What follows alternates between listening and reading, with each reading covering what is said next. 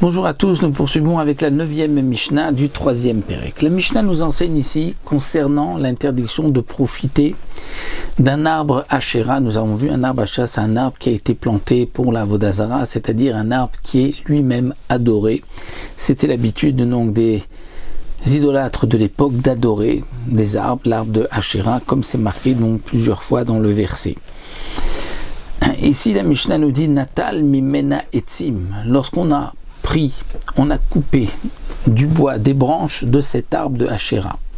Asurim ba'an'a, nous avons l'interdiction de profiter de ce bois, étant donné qu'il fait partie, il est Avodah Zarah, l'arbre est adoré, donc l'arbre aussi est interdit d'en tirer profit. Ce n'est pas dans le cas, comme nous le verrons par la suite, où on peut annuler une Avodah Zarah en coupant les branches. Là, dans ce cas-là, si on a annulé Avodah Zarah en lui coupant les branches, comme nous le verrons dans la Mishnah Yud, dans ce cas-là, même l'arbre sera permis, puisqu'on a annulé la Avodah Zarah. Mais ici, c'est dans un autre... imaginons que c'est le Asherah d'un non-juif, et c'est le Israël qui va couper une branche, donc il ne pourra pas en profiter.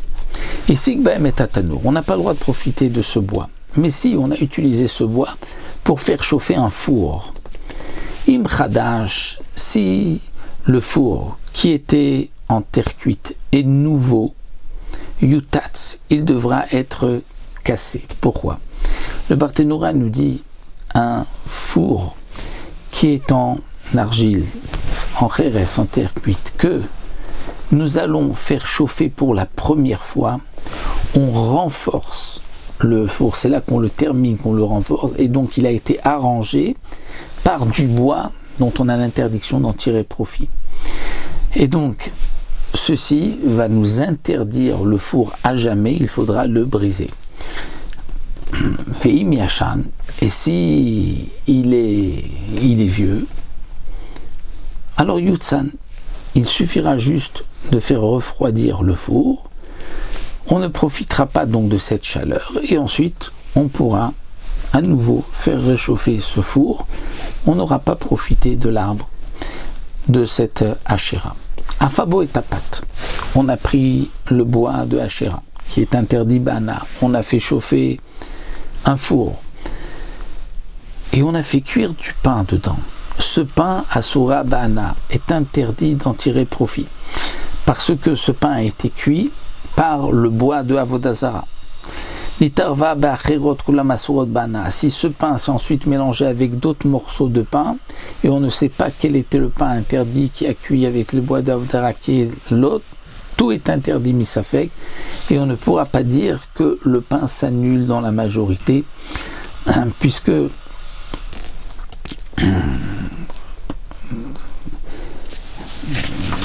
dans ce cas-là,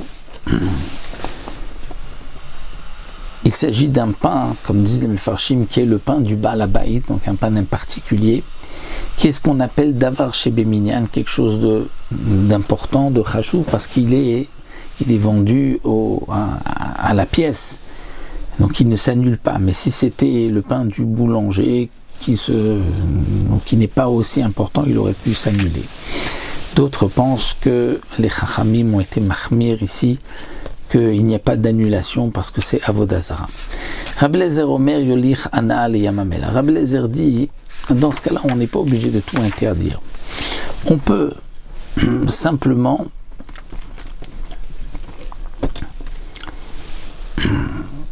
Yolich Ana, prendre le profit, ce qu'on a gagné d'un pain, le prix d'un pain, et le jeter dans le Yamamelach, dans la mer morte.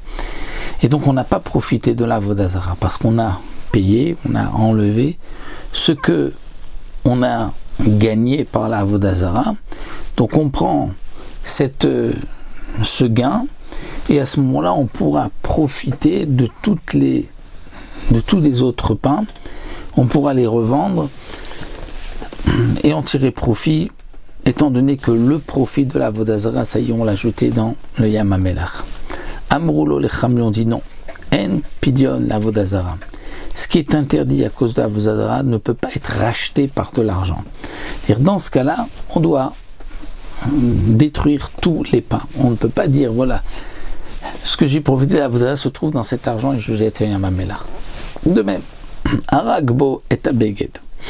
Nous avons, Mechila, j'ai sauté une petite ligne, Natal Aymen Acharkor Asurbana.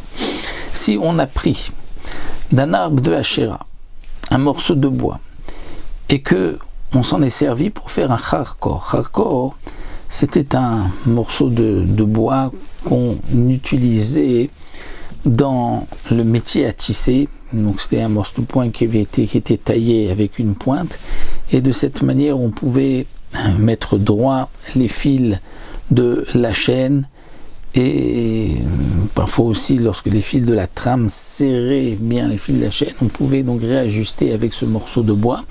À Surbana, on ne pourra pas profiter de ce charkor puisqu'il provient d'un arbre de Avodah Zara, Aragbo et Abeged.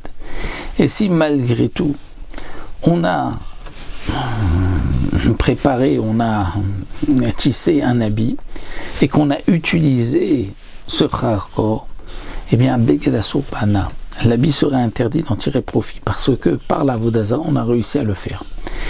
Et il est interdit Nitarev B'Acherim s'il s'est mélangé cet habit avec d'autres. Et même Acherim B'Acherim, on va dire un habit s'est mélangé dans 10, et un des 10 ou ces 10-là se sont mélangés encore avec 100. Kulam Asurim Bana, ils sont tous interdits d'en tirer profit, ils ne peuvent pas s'annuler parce qu'un habit c'est aussi quelque chose de chashuv. Et là encore, Rabbi Eliezer Omer Yolichan al Yamamel, Rabbi Eliezer dit non, on ne va pas dire que tout est interdit, tu prends la valeur d'un habit que tu as confectionné grâce au charkor de l'Avodah Zara, tu jettes l'argent au Yamamelach et le reste tu peux en profiter. Amroulo, les Chachamim dit non, En Pidyon l'Avodah Zara, on ne peut pas racheter la valeur de l'Avodah Zara, ce qui a été donc interdit par l'Avodah Zara ne peut pas être acheté, et donc tout doit être détruit. On ne peut pas permettre ce qui a été fabriqué par l'Avodah Zara, et même si ça s'est mélangé avec d'autres habits.